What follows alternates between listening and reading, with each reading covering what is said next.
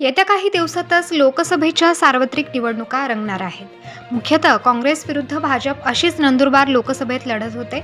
मात्र यावेळी बिरसा फायटर्स या आदिवासी संघटनेने सुशीलकुमार पावरा नावाचा आपला तगडा व दमदार उमेदवार उभा केल्यामुळे काँग्रेस व भाजपचा उमेदवार नव्हे तर बिरसा फायटर्सचा उमेदवार बाजी मारेल अशी स्थिती निर्माण झाली आहे. नंदुरबार लोकसभा मतदारसंघात तुमचे मत कोणाला म्हणून स्ट्रा पोलवर बिरसा फायटर्सचे अपक्ष उमेदवार सुशीलकुमार पावरा हे जिंकले असून अजूनही आघाडीवरच आहेत.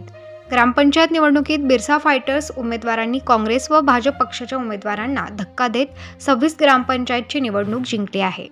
महाविकास आघाडीकडून नंदुरबार लोकसभेची काँग्रेस पक्षाला जागा सोडण्यात आली असून इच्छुक उमेदवारांपैकी आमदार के.सी. पाडवींना वाढता विरोध, पक्षांतर्गत नाराजी, काँग्रेस आमदार हिरामण खोसकर यांनी के.सी. पाडवींवर केलेले गंभीर आरोप यामुळे काँग्रेस पक्षाकडून के.सी. पाडवींना उमेदवारी नाकारण्यात आली आहे. तसेच स्वतः के.सी. पाडवे यांनी बोलून दाखवले की मी उमेदवारीसाठी इच्छुक नाही. माजी क्रीडा मंत्री पद्माकर वळवी व त्यांची कन्या सीमा वळवी यांचे नाव चर्चेत होते, परंतु पद्माकर वळवी यांनी भाजपात प्रवेश केल्यामुळे चर्चेतल्या नावालाही विराम लागला आहे.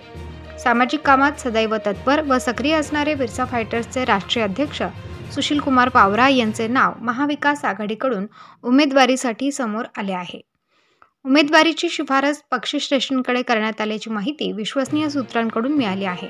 दरम्यान इंडिया आघाडीचे सदस्य हे नंदुरबार येथे भारत जोडो यात्रेत सुशीलकुमार पावरा व बिरसा फायटर्स टीमला भेटले असून बिरसा फायटर्सच्या सामाजिक कामांवर प्रभावित झाले आहेत. सुशीलकुमार पावरा यांना उमेदवारी मिळाल्यास भाजपचा म्हणजेच महायुतीचा उमेदवार कोणीही असला तरी आम्ही ही जागा जिंकूच असा विश्वास बिरसा फायटर्स कार्यकर्त्यांनी व्यक्त केला.